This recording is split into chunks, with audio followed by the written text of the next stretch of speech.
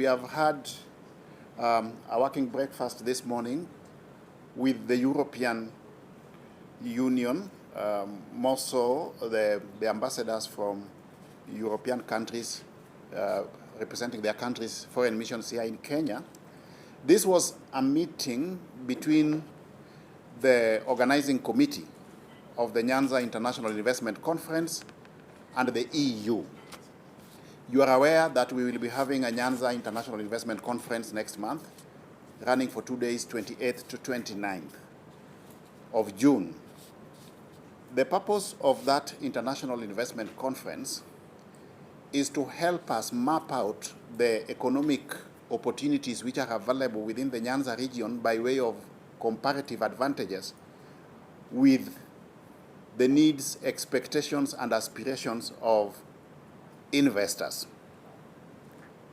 Now, the purpose of this meeting, therefore, is to enable us establish a common denominator between the organizing committee and the EU ambassadors with a view to the EU mission helping us to get prospective investors who can uptake the economic development opportunities available in the NYANZA region.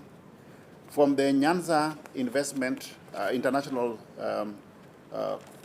Investment Conference Organizing Committee, we are represented here. They are represented here by Mr. Jeff Olende, who is the chairman, Mr. Kennedy Ogeto, a lawyer, who is also a legal advisor to the presidency, Mr. Munari, an investment banker, Ambassador Grace Okara, Kenya's newly appointed ambassador to UN Habitat, Dr. Anyango Ochieng, who is the chair of the exhibitions committee, Dr. Vera Manduku, and Mr. Kennedy Mohonchi, who is a member of the organizing committee.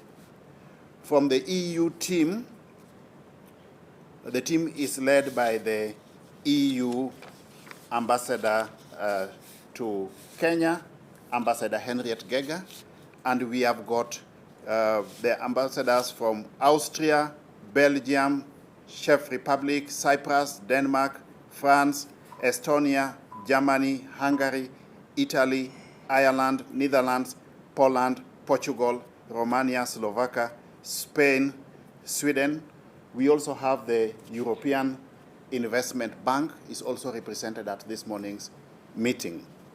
What we have managed to achieve by way of output is that the NYANZA International Investment Conference Organizing Committee has given an exposé to the EU mission on the objective of the conference, the investment opportunities available within the NYANZA region which prospective investors from European countries can uptake. And we have agreed that the EU mission, we have appealed to them and they have agreed that they will help us, the investment committee, to bring prospective investors to the conference based on the opportunities available informed by comparative advantages of NYANZA.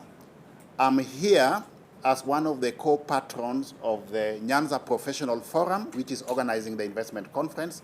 The other patron is CS Ezekiel Machogu.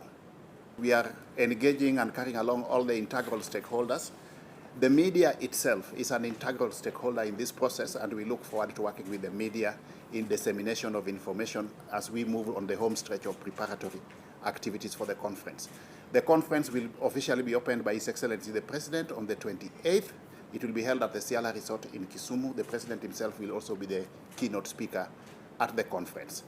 The ambassadors here, we have also made a request to them to take part in the conference as speakers or panelists, and the private sector will be involved over and above other integral stakeholders, the business community, the academia, and other integral stakeholder segments. We are targeting the blue economy, we are targeting agriculture, we are targeting health, we are targeting education. You know, NYANZA is the brain hub of Kenya as a country. Yeah, we are targeting mining, just to mention but a few. Yeah. So it is very focused, informed by economic comparative advantages of the NYANZA region. Yeah. What the planning committee has done so far is to identify the economic opportunities county by county available in each region, informed by comparative advantages. which can be matched with the expectations of the investors. So we expect that the conference will be attended by investors who develop interest in specific projects. The projects have been mapped out, the costings have been done, and these are also heavily borrowed from the county integrated development plans. They have got feasibility, informed by feasibility studies, so they are bankable proposals. But at the tail end of the conference, we want to lock up certain agreements by way of investment.